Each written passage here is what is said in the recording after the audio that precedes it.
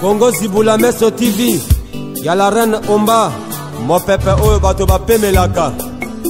Bolingo vraiment soke zalaki atambongo.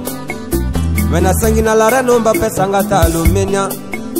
Mama yo, yo yo yo yo yo. Bonjour à vous fidèles internet, merci de nous avoir suivis sur Congo Zibula Meso News TV, la chaîne des informations en temps réel. Nous sommes bel et bien à la base de l'UDPS, base ya combattant, base au Wapi, Oyo Papa Tshisekedi Azala, Oyo Pelelo Fachiwe tout béton Azali, et l'élo des raisons pour laquelle Toyeli a été investigateur et information, c'est aujourd'hui Kondo Papa Nabiso, Papa Tshisekedi Atikaka Biso, il s'est là 4 ans passés depuis Atika Mokili Yabankale et l'élo étant que biso tozaba investigateur to yende lelo pour na kosolola na base tozana matinée je crois bon na belle ambiance ça awa na sima tozana bandeko na biso ya base Chimini et puis de l'autre côté à ville de Kinshasa bandeko mususu bake na mausolée je crois bon tala en direct na ba média na biso lokola ba RTNC bango ba bendi image en direct bino ba diaspora biso beto socha ki tozala awa na base pour to solola na bandeko na biso Tshisekedi wa mulumba zala ki nani Tshisekedi asala nini na mboka o Congo yango etake investigateur to ye kosolana bandeko na biso ya base Chimini o ya maître check de la presse combattant o ya bundela mboka to sala bandeko ana pesa mbote na ebite to kobandana nani. Bonjour président. Bonjour. Président comment nani ya mwa liboso comme vous allez Anthony Mputu. Ndeko Anthony Mputu tolingi o pesa batuma éclaircissement ya Papa Tshisekedi. Papa Tshisekedi azalaki nani na ba oyo bayebi Papa Tshisekedi? Papa Tshisekedi est d'abord azalaki docteur en droit coutumier, le premier noir, premier congolais plutôt azala la grade ya docteur Namboka na biso. Aza mutu moko oyo a participé mingi na makambo mboka na biso na lutte ya démocratie. Pour lelo tozali awa tozo na démocratie, eza ba lien ya ba bakar ya ba combat ba lutte au Papa Etienne ameka equalité pour lelo to s'asseoir na démocratie. Oui, tolandi na bokebi nyonso. Bango bazalaki ba premier universitaire à l'Ouvanum de Kinshasa. Ouais. Bazalaki l'un de parmi. Attends, on a batebele, bazalaki vraiment na makambo ya ko sécurité. Bango c'est l'État qui baluka baye kola mayele oyo ke lelo peuple congolais a ko profiter na yango. Yango wana bazalaki batanga ki ba classe, yango wana savoir nango ba ko chango na peuple congolais. Oyo lelo tozali to kolela pour la perte de la démocratie. Oui, c'est des raisons pour lesquelles Bisope Toza en étant investigateur to kolela perte de la démocratie oyo asali ke lelo to koma na sika o tozali na mboka kwa to yebi histoire eleki mulai. Mais na retour une question moi de curiosité. Papa Tshisekedi atikeli biso nini na mboka otoki koloba ke komba valeur atiki? Papa Etienne atikeli biso makambu ebele. La dernière ligne ou avant Koufa atikeli biso accord moko monene, accord de Saint-Sylvestre. Oyo lelo tozomona makambu o to komi nango lelo. Pour Papa Etienne alobaki état de droit ezala. Pour l'état de droit, nous avons le respect et nous avons l'institution normale. À Sali, encore et belé, pour multiplication, les lotos ont pas vraies élections à Tezagi dans doute à atteindre ma belé. Si vous avez base, vous avez une base. To soit Papa Tshisekedi na qualité nini to classé na 40e rang ya ba homme politique ya mboka na biso. Papa Etienne d'abord aza héros national. Héros national na makambo aboutir na asali yango ne pesi biso clé pour Congo développer. na bayo balanda yo lelo président Abbas Chimini oyo sa biso ya selile ya wapi po bato ba contacter yo. Tout justement, ngai naza président ya Abbas Chimini Barumbo. Au Chimini eza au moins na 20 communes ya Kinshasa. Nga nazo représenter section ya Barumbo. Pour la rejoindre, ils ont simple. Siège Zalara, dans le quartier Sanza, avenue Sanza, dans Beau Marché, numéro 19. Contact Zali 089 74 03 110. Benagoloba, simplement Chimini et la Kisikaka, Tshisekedi Wamulumba, initiateur national des idéaux. Pour biso idéaux, un biso et za papa Etienne. Yango neza lit ya makamuto sala continuité et idéaux papa Zalaki nango. Merci vraiment tout ça la continuité à makambo oyo papa Zalaki nango bisika oyo asukisaki biso etant que ba idéologue ya vision ya papa Tshisekedi nde toza ko ramener sikoyo kaka lokumu na wana to comme ça tina suka po Congo ezwa nkita ya malamu future génération na biso beba vivre malamu ndenge to mona na bamboka mususu tozo continuer na ba Chimini na ko questionner ndeko nanga nani oyo aza valable ya kiko loba pese la moi histoire ya papa Tshisekedi webi la bino historique histoire ya papa Tshisekedi te nani aroye ba histoire ya papa Tshisekedi ya malamu tozo continuer derrière la caméra toja na ya roda les restaurer ba lobby yende mutu tozo sala na ye moi parcours na biso ya matinée politique ya IDPS lelo esika papa Tshisekedi atiki biso na mboka vraiment toki koloba tozui esika po mboka oyo ezalaki moi mbri soki omeki koloba neti biso ba média boye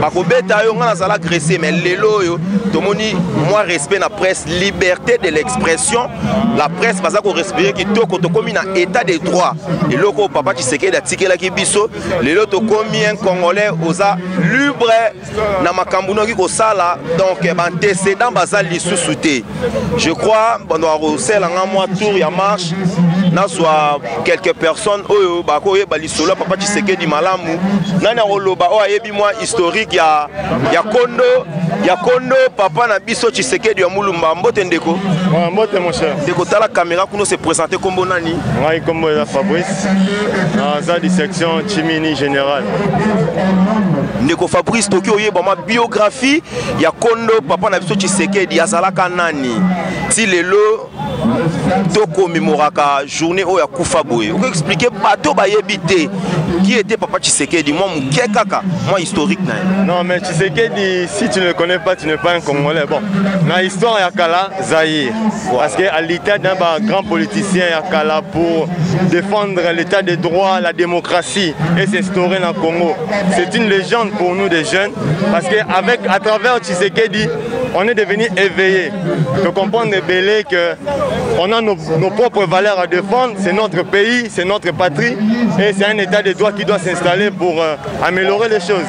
Et puis, il s'est soucié de nous. Il disait toujours dans ses verbes, dans ses discours, le peuple est d'abord. Et ça, c'est une phrase qu'on ne peut jamais oublier. Donc, c'est le peuple d'abord. Et quand on parle du peuple d'abord, c'est Etienne Tshisekedi.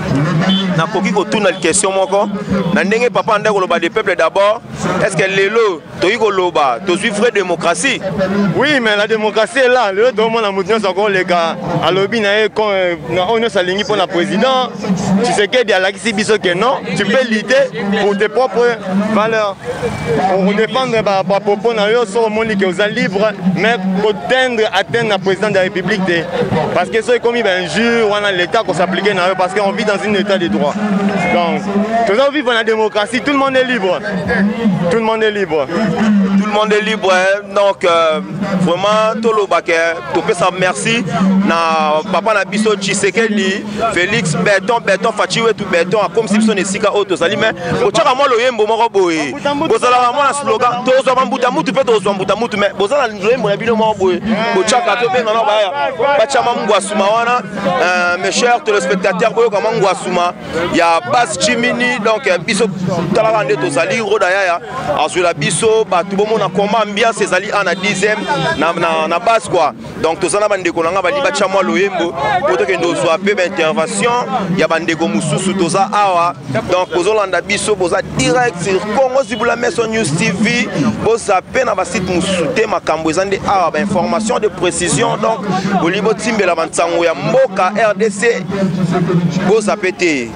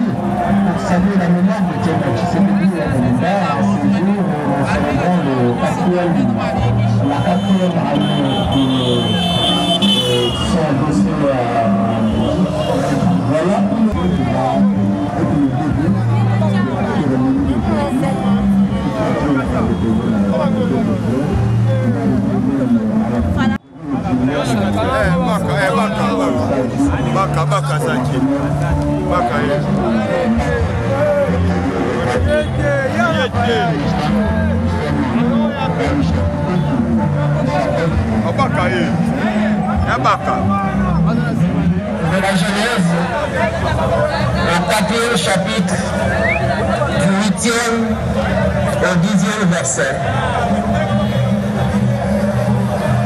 Caïn dit à Abel son frère, allons dans la campagne.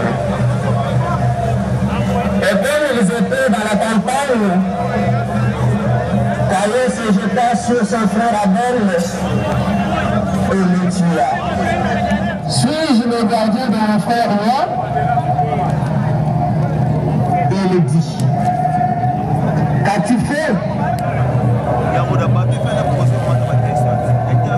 Parole du Seigneur.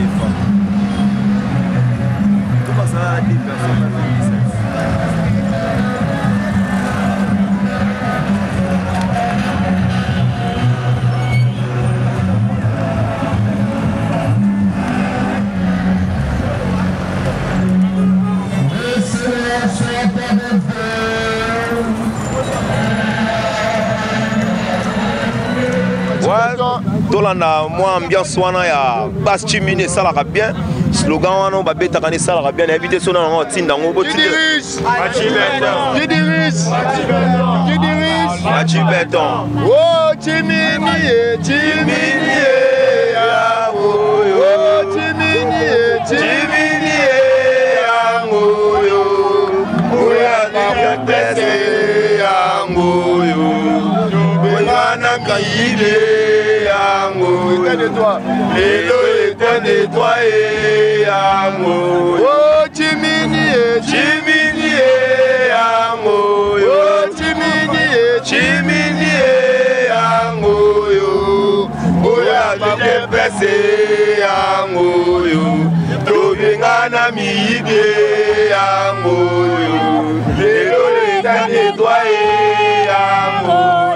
Oh mon affaire Tango fele, Togo pesa yo yini ah, le peuple d'abord. Oh, Mwana Kabila, Tango fele, Togo pesa yo yini ah, le peuple d'abord. Oh, tu laisses, Félix,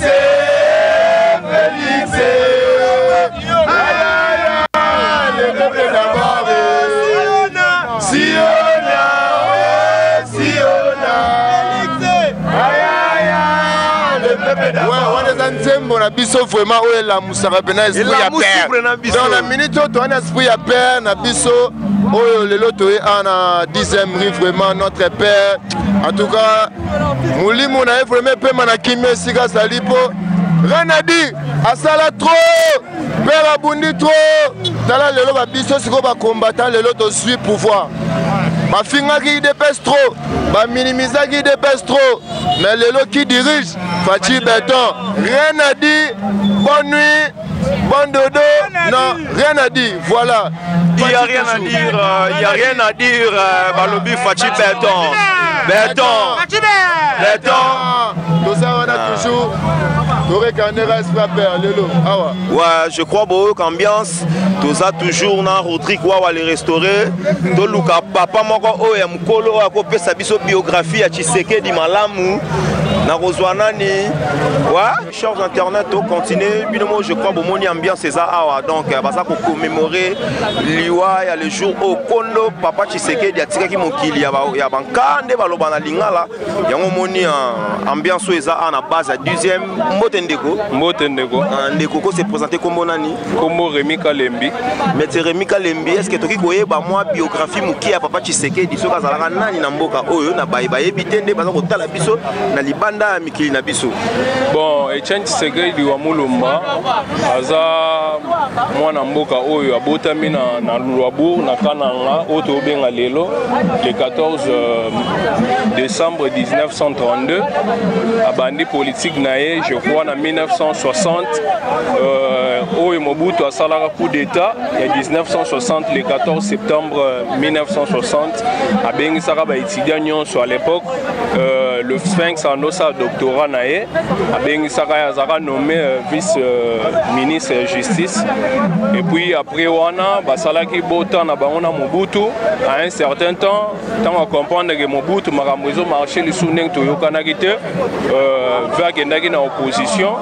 À sa l'opposition parmi Batu Oyo, Bapesi biso courage, il y a pour revendiquer que Oeza Mabe, Oeza Malamu, Abandi en 1980, n'a pas 13 parlementaires, au Bassignaki, ni une lettre ouverte, dans Mobutu, il y a 52 pages. À partir de Wanande, Abandaki opposition, il y a une relégation nord-sud. On a encore rappelé ça, c'était en quelle année? En 1980. On a bandi ce qu'on lutte. Lutte, c'est quoi, bandi, ce qu'on a lutte. À Longwe, puisqu'on a un père, a signalé Mobutu, lettre ouverte, il y a 52 pages, on a 13 parlementaires. Après, en 1982, le 15 février, au Sala UDPS, ensemble, on a un cofondateur Moussousou, et bandi, on a une relégation pour Kangabango, pourquoi le roi Mobutu a parti Moussousou. Alors, très bien que de son vivant, jamais parti Moussousou Goki au Sala na Congo. Mais, Etienne Tshisekedi avec Bandegonae Moussousou balité jusqu'à ce que en 1990 Mobutu a eu un multipartisme à deux, mais IDPS n'a pas cofondateur Baboya qui a le multipartisme intégral jusqu'à ce que Mobutu a s'agenoué en demi multipartisme intégral. Nous avons le parti Belé Botami le roi Mayebobo